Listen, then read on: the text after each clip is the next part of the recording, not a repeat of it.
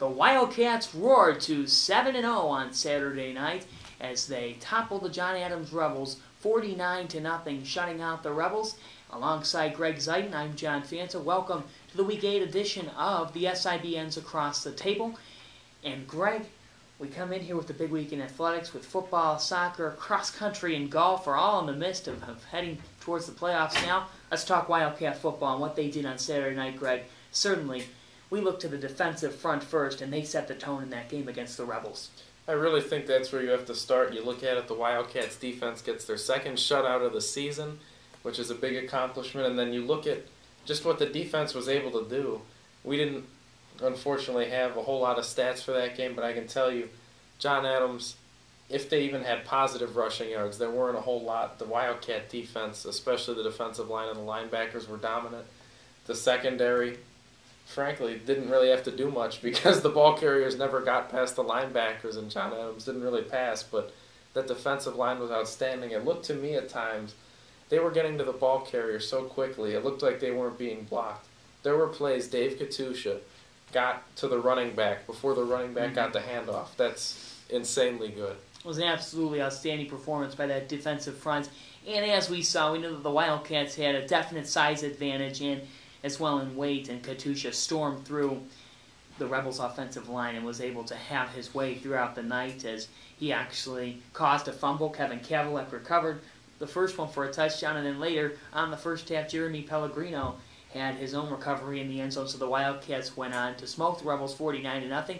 We saw Pete Mahoney and John Thomas. They both had some very solid performances. It helps with Tim McVeigh in the backfield, who 3 of his 6 carries, Greg, he had a 50% touchdown chance every time he got the ball on Saturday night. 6 carries, 82 yards, 3 touchdowns. McVeigh with 41 career touchdowns now only trails Eric Haddad by 10 as he has 51. But what can you say about him and these 2 quarterbacks?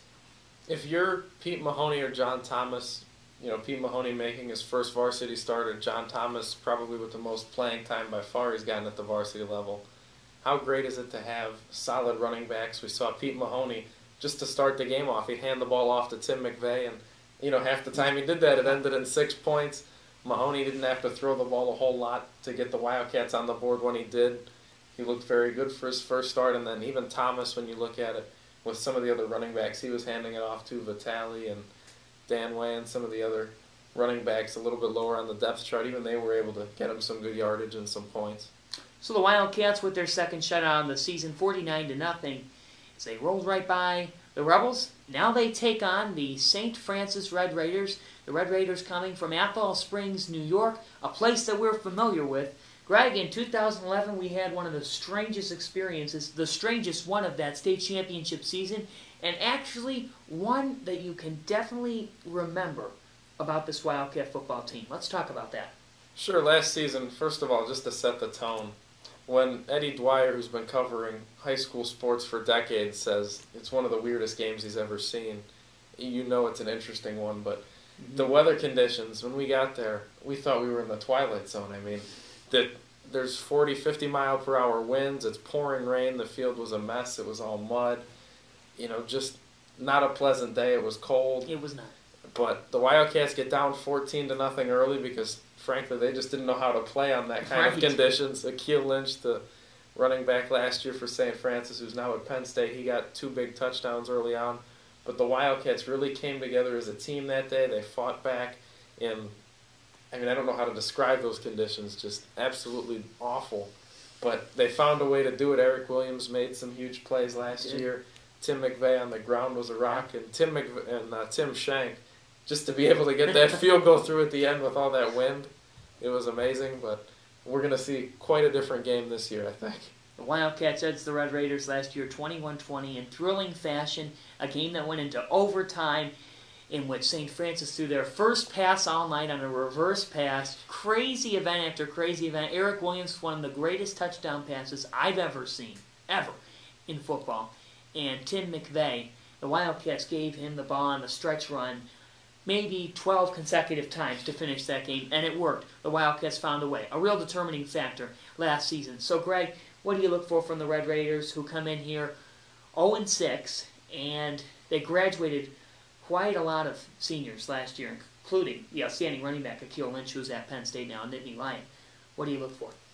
Well, I just looked for a completely different game. One, it's on turf, and I don't think there's a hurricane coming to Byers Field. There's not. And two, when you look at this St. Francis team, it is a lot different. Last year, they ended up 8-3 on the season. They made the playoffs. This year, like you said, 0-6. They just haven't really found any consistency on offense. Losing Lynch has been huge for them, and also defensively, they've really struggled against the pass.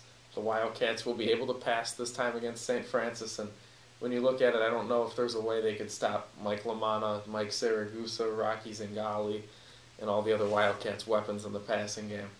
Looks like Lamanna will be back on Saturday night. That's what the Wildcats are aimed to plan on, and it would be good because in weeks 9 and 10, the Wildcats will be taking on the St. Xavier Bombers and St. Edward Eagles.